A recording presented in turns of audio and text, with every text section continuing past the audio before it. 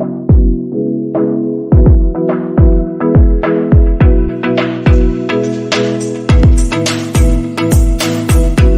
everyone, and you're welcome on my channel Har Ghar English. Now we will discuss Color Purple. This is the famous novel written by Alice Walker. Understood, students? Now, okay, let's start. Question number 1. Summary the novel The Color Purple by Alice Walker. आपको इस novel की summary बतानी है जिस novel का नाम है the colour purple. लिखने वाले हमारे एलिस वॉकर है। This is the most important question for your exam. Understood? मेरे सभी स्टूडेंट जो MA 4 सेमेस्टर के स्टूडेंट हैं उन्हें कॉलर पर्पल ये नावल ज़रूर देखने को मिलेगा एलिस वॉकर का। और इसके ऊपर जो क्वेश्चन ज़्यादातर पूछा जाता है तो समरी या थीम को लेकर के क्वेश्चन पूछा जाता है। तो इसलिए पहले आज हम यहाँ पर डिस्कस करेंगे आपके सभी के साथ में समरी। उसके बाद मैं नेक्स्ट क्वेश्चन इसका डिस्कस करूँगी नेक्स्ट वीडियो में। तो पहले आप फर्स्ट ऑफ ऑल समरी को समझिए, तभी आपको नेक्स्ट आपको समझ आएगा कि हमें किस तरीके से इसके क्वेश्चन के फॉर्मेट हमें देखने को मिलेगा। चलिए स्टार्ट करते हैं। Answer summary of the novel the colour purple by Alice Walker. यहाँ नॉवेल की समरी रखी गई है जिस नॉवेल का नाम है द कलर पर्पल। लिखने वाले हमारे एलिस वॉकर हैं। एक चीज़ मैं आपको थोड़ा सा यहाँ पर इंट्रो कराना चाहती हूँ कलर पर्पल के बारे में। ये जो आपका नावल है ये पूरी तरीके से एक फ़ीमेल के ऊपर बेस्ड है। फ़ीमेल एक ऐसी लड़की जिसका नाम है सैली। सैली लड़की के ऊपर ये पूरी तरीके से बेस्ड नावल है। उसकी अपनी जो जेंडर डिस्क्रिमिनेशन हमें देखने को मिलता है इस नावल के अंदर कि किस तरीके से उसे हमेशा दबाया गया क्योंकि वो एक लड़की थी। उसके साथ हमेशा एक्सप्लॉइटेशन हुआ क्योंकि वो एक लड़की थी। उसने ज़िंदगी में मतलब एक होता नहीं सेल्फ रेस्पेक्ट के साथ जीना ही मतलब बंद कर दिया था। जिस तरीके से उसके साथ घटनाएं घटी, जिस तरह के उसके साथ में चीज़ें हुई, तो उसने क्या किया कि अपने सेल्फ रेस्पेक्ट खो दी। उसने अपने को खुद को ही बहुत ज़्यादा इन्फीरियर फील कराया क्योंकि उसे ऐसा फील होता था क्योंकि वो एक लड़की है तो उसे समाज में पूरी तरीके से सर उठाने का, जीने का किसी भी तरह का कोई राइट नहीं है। बस इसी बात को लेकर के नावल लिखा गया। ये बहुत ही इमोशनल नावल है। आपको भी थोड़ा सा ध्यान दे करके इसको पढ़ना होगा।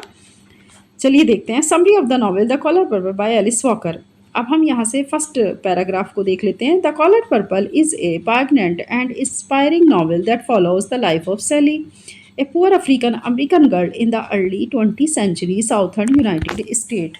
मतलब आपको उस लड़की का इंट्रोडक्शन दिया जा रहा है पहले ही पैराग्राफ में। यह नावल की अगर हम बात करें तो हमारा जो ये नावल है वो क्या है, हमारा ये नावल पूरी तरीके से एक ऐसे पात्र या एक ऐसे कैरेक्टर के ऊपर लिखा गया है जिसमें हमारी हीरोइन सैली है। और वो जो सैली हमारी हीरोइन है वो एक बहुत ही गरीब अफ्रीकन अमेरिकन लड़की है। ये बात है 20वीं शताब्दी से पहले की, जहाँ पर साउथर्न यूनाइटेड स्टेट्स के जो सेटिंग दिखाई गई है या प्लॉट की जो सेटिंग है नावल की वो है साउथर्न यूनाइटेड स्टेट्स। ठीक है, उसके पहले के 20वीं शताब्दी से पहले की एक अफ्रीकन अमेरिकन गरीब लड़की जिसका नाम सैली था, जो इस नावल में पूरी तरीके से उससे प्रेरित होकर के इस नावल को लिखा गया और यही हमारे नावल का मुख्य किरदार भी है। The novel is written in the form of letters initially address to God and letter to her long lost sister Nettie. Novel की शुरुआत जब होती है तो होती है लेटर के लिखने से। लेटर लिखा जाता है भगवान को संबोधित करते हुए और फिर बाद में वही लेटर लिखा जाता है अब उसकी अपनी खोई हुई बहन जिसका नाम नेटी था उसके लिए। तो सैली दो लोगों को ख़त लिखती थी, एक था भगवान, तो पहले तो भगवान को ख़त लिखती थी उसको एड्रेस करते हुए, और दूसरी थी उसकी खोई हुई बहन जिसका नाम था नेटी। अंडरस्टूड? समझ में आया कि सैली क्या है? सैली एक पुअर अफ्रीकन अमेरिकन गर्ल है और सैली नॉवेल की स्टार्टिंग में ही हमें देखने को मिलता है कि वो लेटर लिखते हुए दिखाई जा रही है, जिसमें वो लेटर दो लोगों को लिखती है। दो लोग मीन्स मतलब एक तो गॉड है और दूसरी उसकी लॉन्ग लॉस्ट सिस्टर है जो लंबे समय से खोई हुई है। अब आगे देखते हैं कि सैली की ज़िंदगी में ऐसा क्या हुआ था कि वो अपनों से बिछड़ गई थी। हमें ये देखना है यहाँ पर।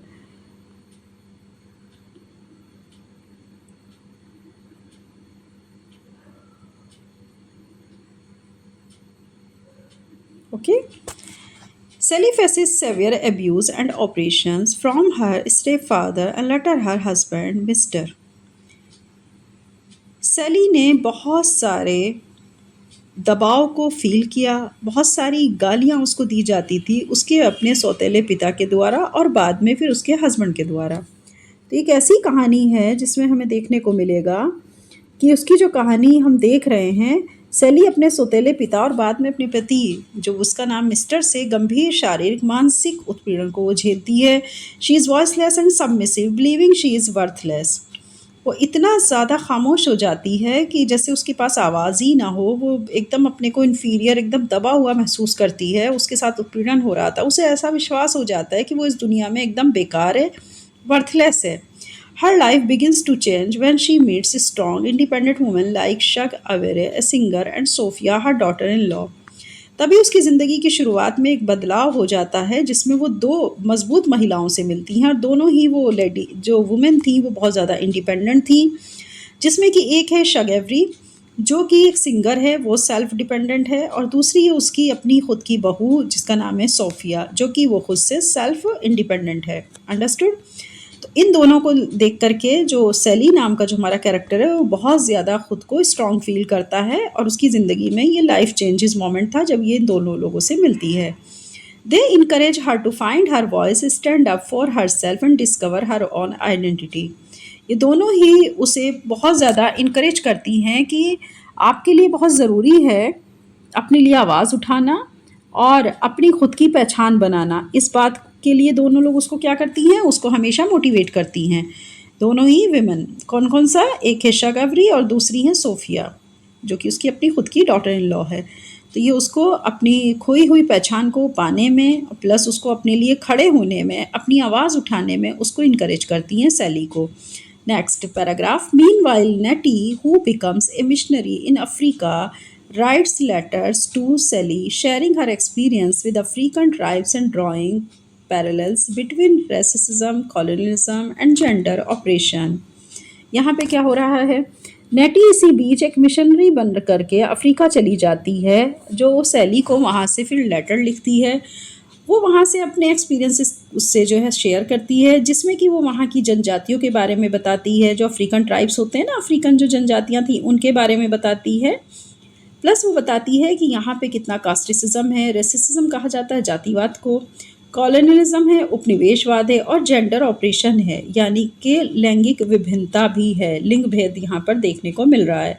तो वो ये सब चीज़ें यहाँ पर उस यहाँ के बारे में किसको बताती है, लेटर लिख करके सैली को बताती है। This letter broaden Celie's understanding of the world and give her hope. अब यहाँ से जैसे ही ये ख़त उसको मिलते हैं, तो ये ख़त पूरे सैली को मिलते हैं, जो कि उसे दुनिया के एक ब्रॉड कॉन्सेप्ट को समझाने में उसकी मदद करते हैं, उसे एक होप देते हैं कि तुम्हें भी इसी तरीके से आत्मसम्मान के साथ जीना है। मतलब नेटी क्या बताती है उसको, क्योंकि वो अफ्रीका की मिशनरी बन कर के गई थी, तो वो एक लेटर सैली को लिखती है और वो अफ्रीकन ट्राइब्स के बारे में बताती है, जहाँ पे रेसिज्म था, कॉलोनियलिज्म, जेंडर ऑपरेशन, इन सब के बारे में बताती है कि यहाँ पे ऐसा कुछ नहीं है, यहाँ सब लोग समान रूप से जीते हैं, और यहाँ जेंडर विभिन्नता बहुत कम देखने को मिल रही है, उपनिवेशवाद बहुत ज़्यादा है, कास्टिसिज्म के बीच में भी पैरेलल है, सब समानताएं हैं, ऐसा कुछ नहीं है कि जो लड़कियां हैं उनको दबा के रखा जाए। तो जैसे ही ये ख़त सैली को मिलता है, तो उसका जो अपना कॉन्सेप्ट था वो बहुत ज़्यादा ब्रॉड हो जाता है वर्ड को लेकर के, और फिर उसे बहुत सारी आशाएं मिलती हैं। As Sally grows emotionally and spiritually, she gains independence, starts her own sewing business, and redefines her idea of God and love. अब क्या होता है कि वो भावनात्मक और आध्यात्मिक रूप से मैच्योर हो जाती है, और सैली को अब अपने अंदर सेल्फ इंडिपेंडेंट फील होने लगता है, उसे सेल्फ रेस्पेक्ट फील होने लगती है, और इसी बीच वो अपने सिलाई का बिज़नेस शुरू कर देती है, जिससे उसे जो भगवान है उससे प्यार, मतलब उसे महसूस होता है कि वो अपने भगवान के जो उसके विचार हैं उसके बारे में, तो एक बार फिर से वो अपनी पहचान को पाने के लिए और सब लोगों का प्यार पाने के लिए अच्छा काम करती है, क्योंकि उसे ईश्वर से भी प्रेम है, और वो अपनी प्रेम की समझ को यहाँ पर डिफाइन भी करती है। In the end, she is reunited with Nettie and her children, experiencing true joy and fulfillment. Last में फिर क्या होता है कि वो नेटी और उसके बच्चों से एक बार मिलती है, और वो अपने अंदर बड़ा ही अच्छा और असंतोषजनक अनुभव फ़ील करती है। मतलब उसे बड़ी संतुष्टि फ़ील होती है उसके बच्चों से मिलकर, नेटी से मिलकर, जो कि उसकी खोई हुई बहन थी। एक लंबे समय से एक बार वो लोग फिर से मिलते हैं, और नेटी के बच्चों से मिल कर के उसे एक सच्चा आनंद मिलता है, और उसे सेटिस्फेक्शन, फुलफिलमेंट फ़ील होता है। किसको? सैली को। अंडरस्टूड। थीम देख लेते हैं। The novel explores racism, sexism, spirituality, sisterhood, personal growth and empowerment. तो अगर हम देखें इस नॉवल के अगर थीम की बात करें तो ये बेस्ड किस पर है?